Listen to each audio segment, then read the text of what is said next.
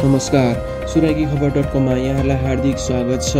चैत 15 गते भएको राजावादीको प्रदर्शनले धेरै नै धनजनको क्षति बनाएको छ।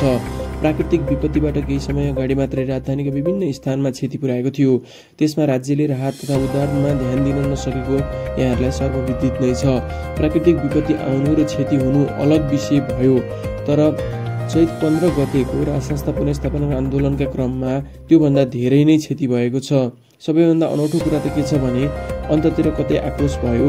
त्यो आक्रोशले पुलिस प्रशासन एकछिन निजी घरभित्र छिरेर आन्दोलन बिथुल्ने प्रयास गरेको थियो रे।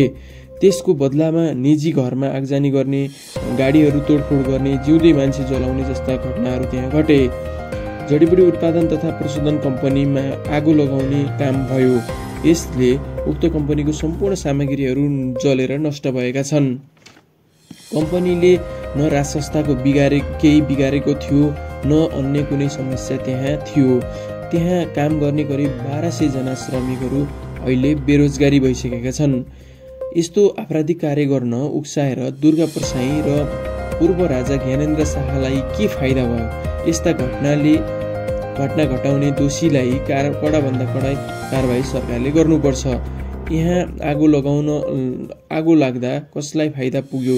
नेपाली औषधि कम्पनी लगायत विभिन्न कम्पनीहरूमा आगो लगाएर समाप्त गर्ने अनि विदेशीहरूको उत्पादन प्रवर्धन गर्ने उद्देश्य त होइन भन्ने गम्भीर प्रश्न उठेको छ। हुन त देशमा भएका हरेक घटनामा छिमेकी मुलुकहरूलाई जोड्ने प्रचलन छ। बिना कुनै कारण अत्याशित रूपमा औषधि उत्पादन गर्ने कम्पनीको गाडीहरू, घरहरू लगायत सम्पूर्ण स्ट्रक्चरहरू ध्वस्त पार्दा एक सोचनीय विषय बनेको छ। राज्यले यसलाई कसरी अनुसन्धान गर्ला त्यो पर्खर हेरेको अवस्थामा छ।